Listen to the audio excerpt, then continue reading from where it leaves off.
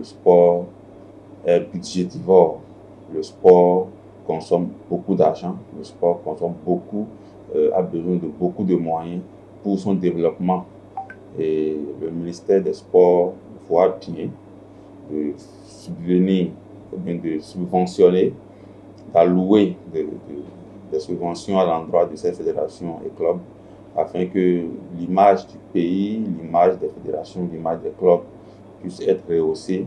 Et ceci, ça en va de même pour l'image des joueurs, de ces acteurs-là qui s'échinent à donner le meilleur d'eux-mêmes afin de se révéler à eux-mêmes, à leur pays et au monde entier. Je pense que ceux-là qui ne croyaient pas en vue et désormais sauront que quand on a des subventions, il faut savoir les gérer, il faut avoir des états financiers très solides, il faut savoir gérer le personnel sur le plan sportif, sur le plan juridique, comment gérer tous les contrats des joueurs, tout et tout, pour que les subventions puissent connaître une hausse. Parce que lorsque tu gères bien, il y a des pourcentages que tu as.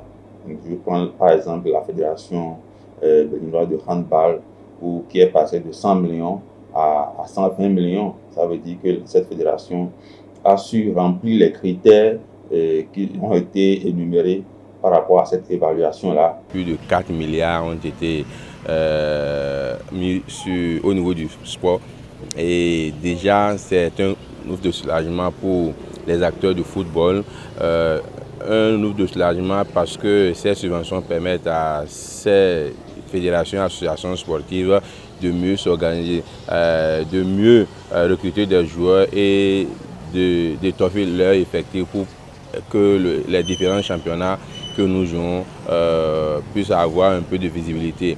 Non seulement ça, il y a également de l'ampleur qui s'observe au niveau de ces différents championnats, ce qui prouve que ces subventions aident véritablement les associations, les fédérations et les associations sportives. Quand nous prenons aujourd'hui au niveau du football, on prend l'exemple du championnat de la Certis League Pro, vous allez constater que les équipes qui sont en haut du classement dans la zone A, on a l'équipe de Daguerre d'Aplaoué qui a une société sportive comme la Senève, et on prend de l'autre côté l'équipe de Coton FC qui est là également. Vous allez constater que ces équipes avec des sociétés sportives s'affichent mieux que les autres équipes sans société. Donc ce qui voudra dire que si déjà l'État essaie d'envoyer des subventions en début de championnat, je crois que même l'équipe qui est classée en dernière position peut concurrencer ces équipes qui sont en haut du tableau. Cela va permettre aux différentes équipes de mieux se renforcer, de mieux faire leur recrutement pour que le championnat puisse mieux se dérouler. L'argent de l'État peut venir en début, au milieu ou en fin de saison.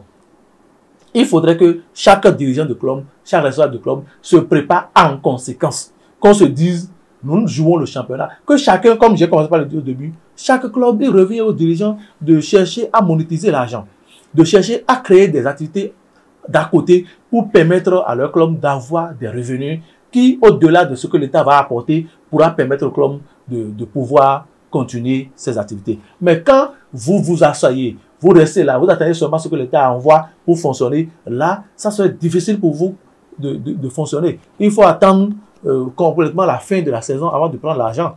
Et si c'est le cas, le rendement ne peut pas donner.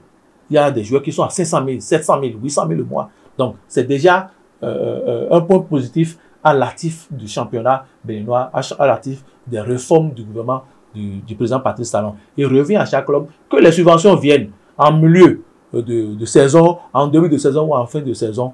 L'essentiel, que les subventions viennent. Mais ces subventions ne sont pas éternelles. Il peut arriver des moments où ça va se couper. Il revient à ces clubs, ce que vous prenez, et vous revient maintenant de voir qu'est-ce qu'il faut faire, dans quoi investir l'argent pour faire de retours sur investissement, lesquels retours seront utilisés dans l'animation du club, même si après il n'y a pas de subvention. Mais s'il faut attendre les subventions avant de fonctionner là, ces clubs seront toujours dans les difficultés.